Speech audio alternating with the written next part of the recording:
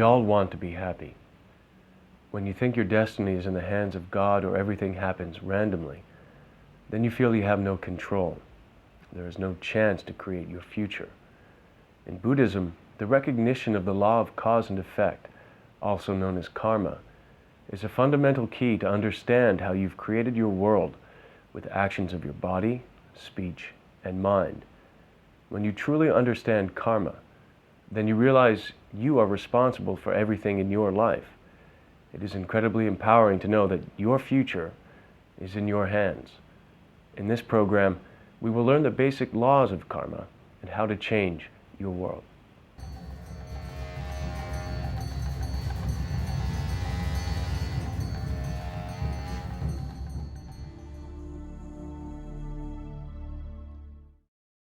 In this 6th program of our series, you'll learn about karma and the law of cause and effect. You'll begin to understand how your own actions of body, speech, and mind actually create your life experiences. And what actually determines the nature of any action, positive or negative, is our underlying motivation. Therefore, it becomes especially clear at this point the essential importance of the practice of motivation. Therefore, before listening to these teachings, in order to plant the most powerful seed we can in our mind streams for our own happiness and for the happiness of all other living beings, let us generate an especially strong motivation of bodhicitta, the highest intention possible, in order to be able to reach enlightenment as quickly as possible, to liberate other sentient beings from their sufferings and bring them to the perfect happiness of enlightenment as well.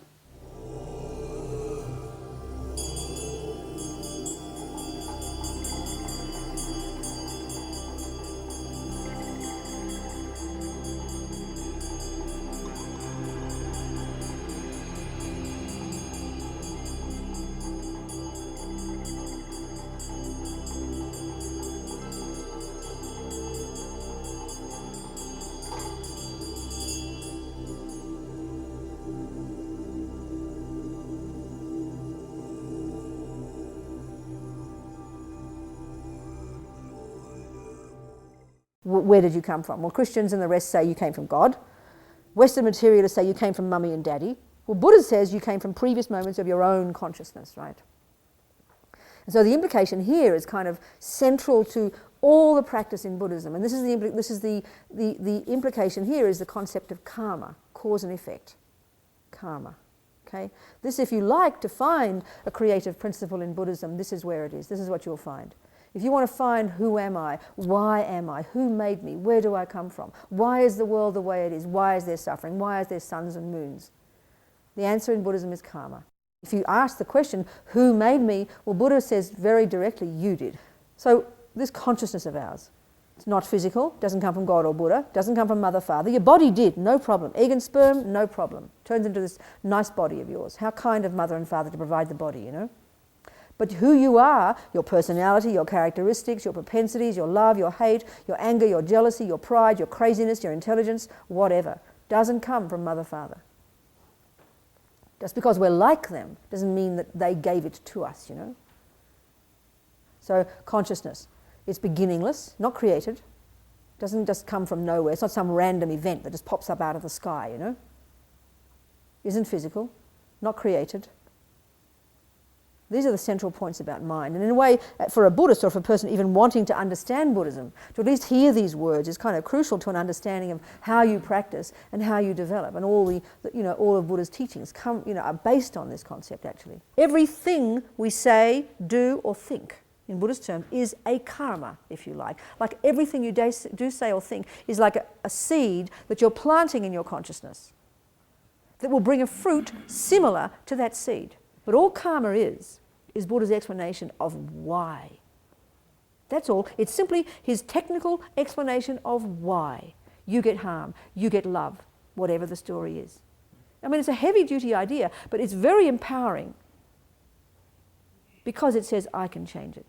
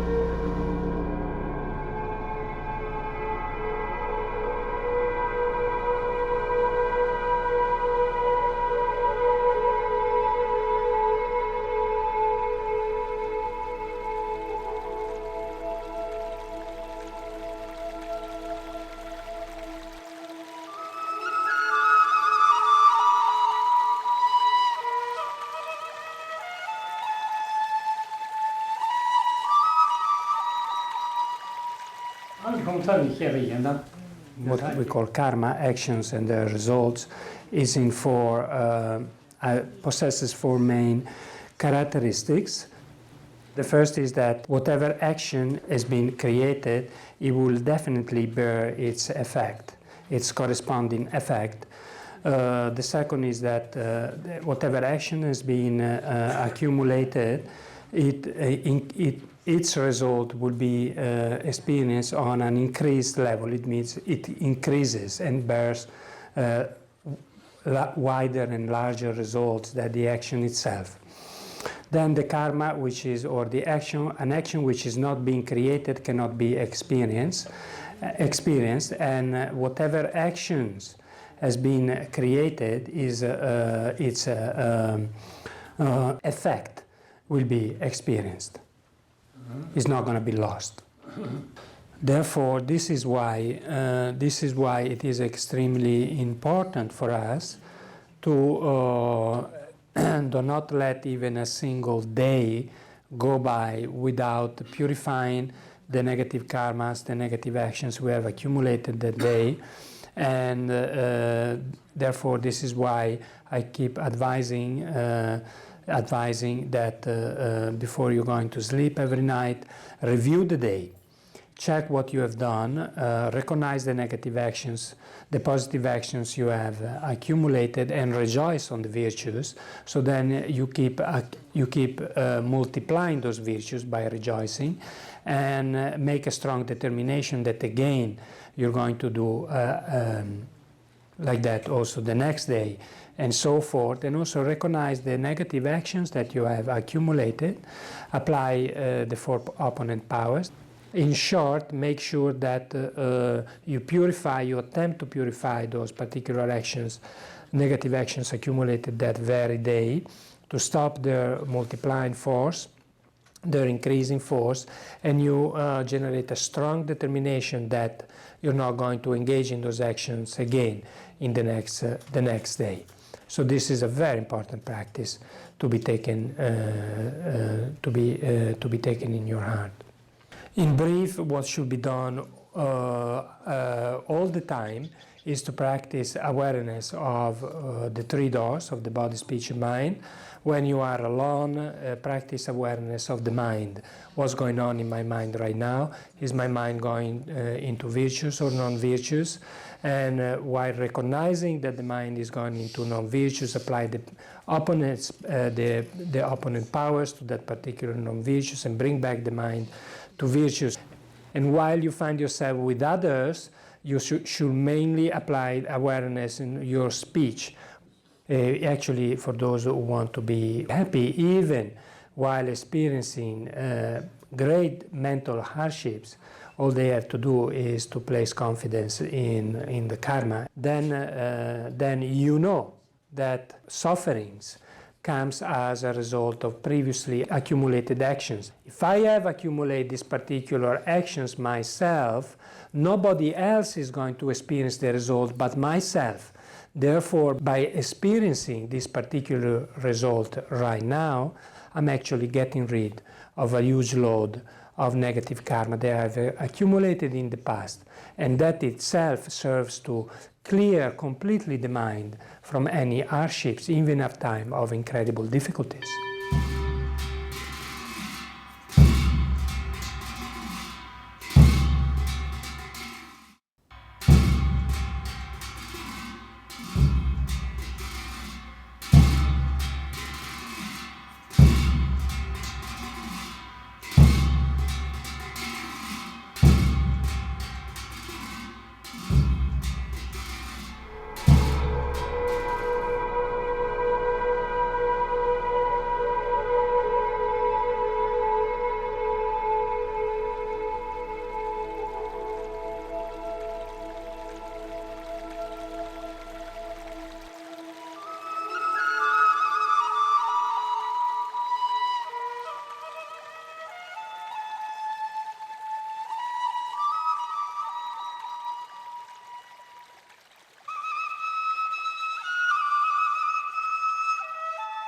If we investigate what is the essential teaching of the Buddha, what is the single most important teaching of the Buddha.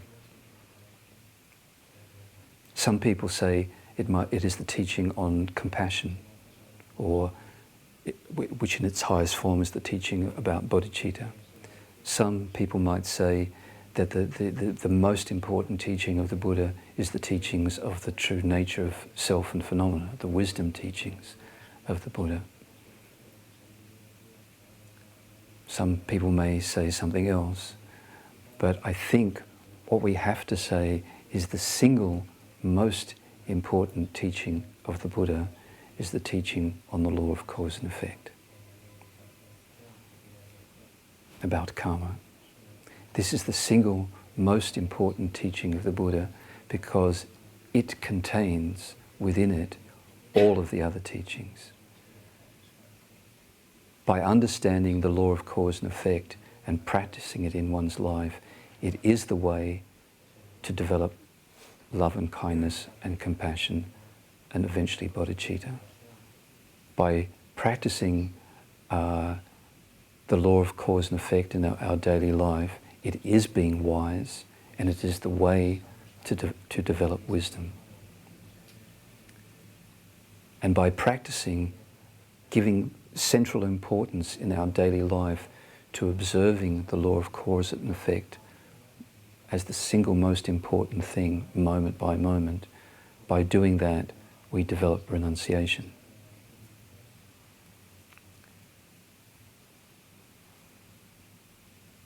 There is the chance for some momentary happiness. We are very attached to momentary happiness, but then we remember the teaching on the law of cause and effect, and we remember that if I do something to get this momentary happiness, maybe I have to lie to get it, maybe I have to steal to get it, or do something. Certainly I at least have to follow my attachment. I have to follow my desire, and therefore I create negative karma. It's a negative action, puts a negative imprint in my mind. In order to get this little moment of worldly happiness, I create the potential for suffering in the future. Practicing the law of cause and effect is the key to developing every quality on the path to liberation and enlightenment. So that is the fundamental refuge.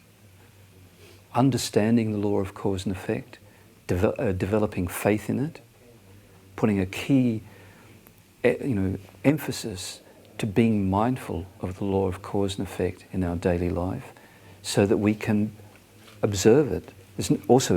Lama Zopa Rinpoche makes this joke, just ordinary mindfulness is not good enough. Now I am picking up the knife, now I am stabbing this person, now I am stabbing this person very carefully. That kind of mindfulness is not helpful.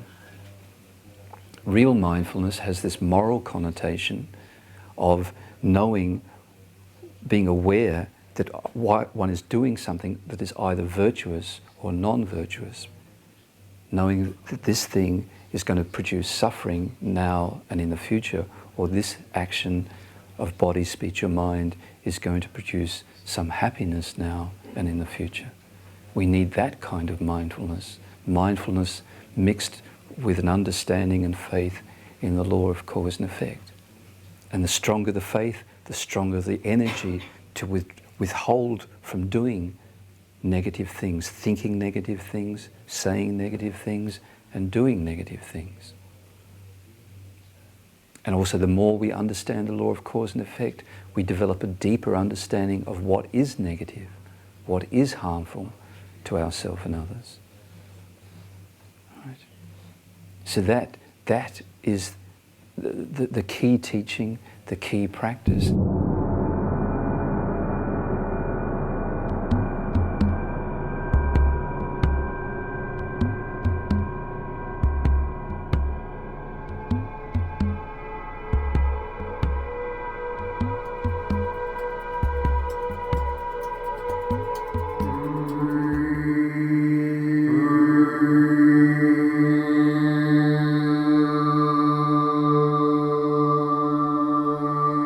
I was working in Washington, D.C.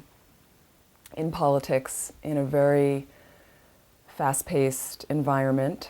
When you're in Washington, D.C., part of your work and in politics is people lie, and that's part of your business, is to lie. In fact, you are encouraged to lie, and you're rewarded for lying. And bosses will come up to you after you've lied to somebody, a client or a customer or someone, and say, that was great, it was great how you did that deal, fantastic, you got $5,000 from them, and great, and so we would tell lies all the time, and I never thought there was any problem. I thought that was how I was supposed to be. So then in my late 20s, when I came in contact with the Buddhist teachings in Nepal, and I heard the teachings on karma, and these teachings were hard to listen to. I mean, they were teachings that, if you lie, then you're going to create the cause for no one to ever believe you in the future. And if you steal, you will create a result that people will steal from you, and you will lose valuable things that you value. And there were all these teachings that, if I did these bad things, then bad things were going to happen to me. And when you get angry at somebody, you're creating the cause for someone to get angry at you and yell at you. And I didn't like to get yelled at. I don't think anybody does. So I left the teachings with what we call the 10 non-virtues, and sometimes called the 10 ethical guidelines of, not stealing, not killing, not creating sexual misconduct, and things like that, not lying and gossiping, and I started to work with those. I started to just try one, because lying in my work had been a big thing. I was really used to that. So I got a new job when I came back to America, and I was trying to be really careful not to lie. And I did have some experiences in some workplaces where I didn't think people listened to me. And for 2 years, I very seriously went after the lying. I was very careful in my relationships not to lie. And I was very careful in work, in business conduct with people, that I wouldn't lie. And after like 2 or 3 years, something started to change. And I found people were listening, and people did believe me. It started to really change my world. They say that sometimes when you change your ethical behavior by speaking the truth, by cultivating life and helping to save lives and freeing animals and being respectful in my relationships with people, particularly intimate relationships, and cultivating harmony in them, and trying to practice taking care of my possessions and treating other possessions with respect, people, if I borrowed something. And all these things of right speech, of speaking the truth, and really trying to use my speech meaningfully, not gossiping all the time, and not criticizing people and judging people, and not kind of dividing people in speech, and trying to have positive thoughts about things. I noticed that things changed. When you wake up in the morning, you have 2 choices. You can have a good day, or you can have a bad day. And even when bad things happen to you, depending on your reaction to them, you could say, a bad thing happened to me today, but I'm not going to get angry at my friend because that's just going to create this situation of anger to come back at me. When you start to understand it that way, then you stop reacting. Why did they do this to me? This is not fair. With karma, there's no more injustice.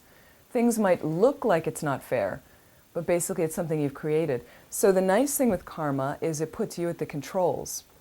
There isn't anybody doing it to you. You're not a victim. You're basically in charge of what kind of seeds you'd like to plant from here on out. So by watching my activities, the activities really in my body, speech, and mind, I feel like that's going to create a good chance for me, the next time around.